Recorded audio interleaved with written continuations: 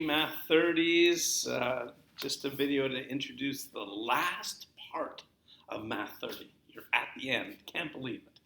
Um, it's the last part is kind of nice because finally we get away from functions. The first part of the whole course that you've done so far, where we don't have to worry about graphing, we don't have to worry about transformations, we're dealing with permutations and combinations. The funny thing is, I'm in Mr. Wolf's room, and this morning he was talking to his Math 30-2s about permutations and combinations, the same material we're doing. In some ways, the work that they do is more than we have to do. Maybe there's a few of our questions that might be a bit trickier, but they have actually quite a bit of work on this unit. It's a little bit different. It's a unit where we are talking about different ways of counting things. Typically we count with our fingers, we can count objects. Now we're going to talk about the number of different ways that we can position and arrange objects, and we're going to count the number of different ways that we can just select or choose objects. And so we're going to really kind of break it into two big categories.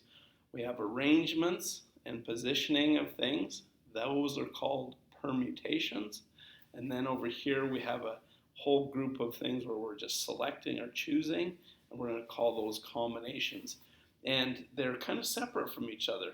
They kind of have a bit of an overlap, it seems, but hopefully you'll get a sense of when we're positioning, arranging things versus when we're selecting.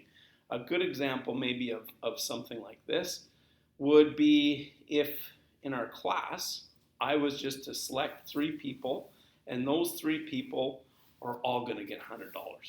Well, I don't think any of you would care whether you're the first person selected, the second, or the third person selected, because you'd get $100.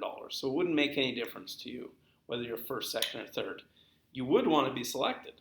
So that's an example of a combination where being first, second, or third doesn't matter. However, if I decided for Math 30 and we were going to have a race around the track, the first person around the track is going to get 100, the second person is going to get 90, and the third person is going to get 80, you all of a sudden care about being first, second, or third.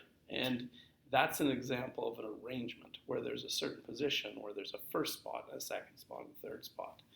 And so because those are different things, there's slightly different formulas that allow you to figure out things like positioning and arrangements called permutations, and a different formula for where we're just selecting or choosing objects where the order doesn't matter. Those are called combinations.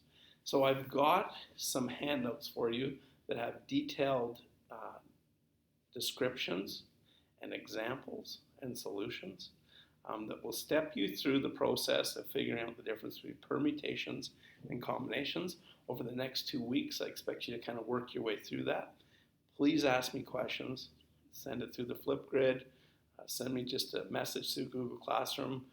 If you'd like to have a Zoom meeting where we get together and I answer some questions, I'm fine with all of those. Just let me know where you're at. Give this stuff a try.